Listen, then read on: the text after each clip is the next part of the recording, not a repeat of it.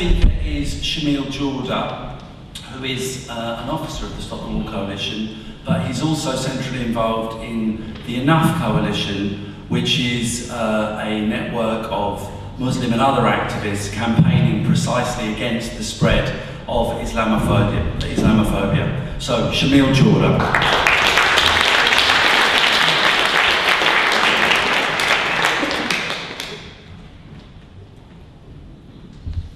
Brothers and sisters in humanity and Islam, Assalamu alaikum, peace be upon you.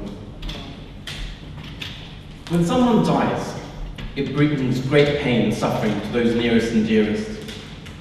When someone is murdered, it brings even greater amounts of pain, suffering, and often anger.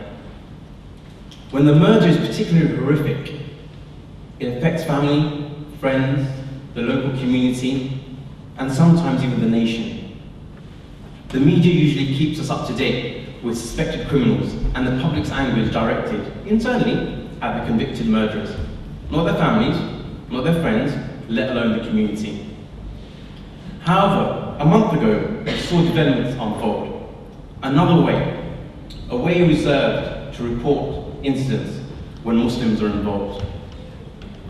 When Lee Rigby was brutally murdered, it initially attracted the media's attention as a murder on the streets of London. But once it started to emerge that the criminals were identified as Muslims, it quickly changed to an act of terrorism, and the suspects went from being criminals to terrorists.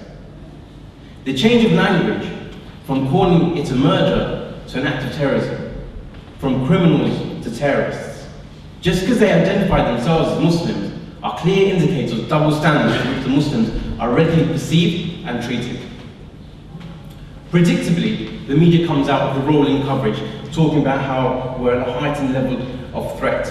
The security levels at the highest can be, almost as high as can be, and what a constant threat at any point there could be another terrorist activity. Headlines such as "the enemy within," "the enemy is everywhere," appear in the Daily Mail, and politicians start to set up task forces to combat British Islamic extremism.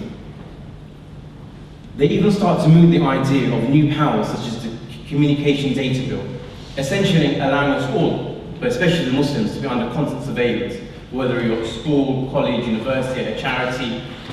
Every part of your life will be scrutinized and under surveillance. All this is creating the perception of the enemy within, de-civilizing Muslims and Islam, making Muslims in the UK the other. What followed after the murder of Lee Rigby confirmed how far Muslims have been made the other. Due to the act of two individuals, many started to see 2.6 million Muslims in the UK as being guilty of the crime.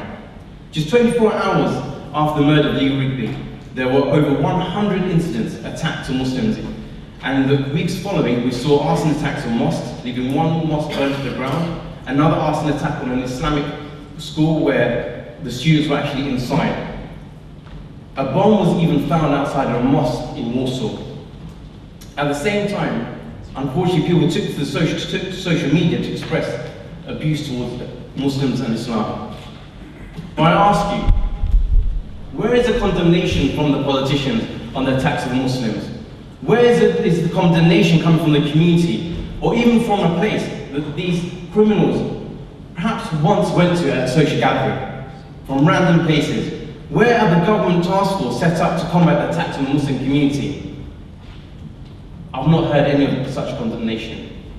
Condemnation does not seem to be required for these attacks, as the perpetrators, I believe, because they're not Muslim, but they're the victims of the crime. Condemnation seems to be only required from the Muslim community. There seems to be a constant need to condemn from the Muslim community in order to be accepted. It seems the Muslim community are guilty until proven innocent. And for some reason, we keep feeling as though we need to distance ourselves from an act that had nothing to do with us in the first place.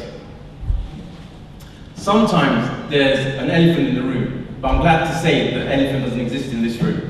And that elephant is the foreign policy. The so-called war on terror feeds off the de-civilizing of Muslims and Islam. It feeds off having the other to blame. So the hysteria created against Muslims, home and abroad, suits the purpose to try to propagate war and the false assertions it will keep us safe on the streets of the UK. But the reality is, a decade ago, the Stop the War Coalition said that the war on terror would not make us safer at home in the UK, and it's been proven to be correct. Whether we like it or not, the fact is the reference to the wars abroad was made by Michael Adbolojo. This doesn't justify his actions, but it gives his personal reasons. The simple fact is, by the UK being involved in wars abroad and killing innocent people, doesn't make us safer in the UK like the government would like us to believe. Going to war and dropping bombs on innocent people is far removed from the type of world that we want to live in. The only way to achieve peace is to stop these illegal wars, stop the occupations, and to not even think about starting another war.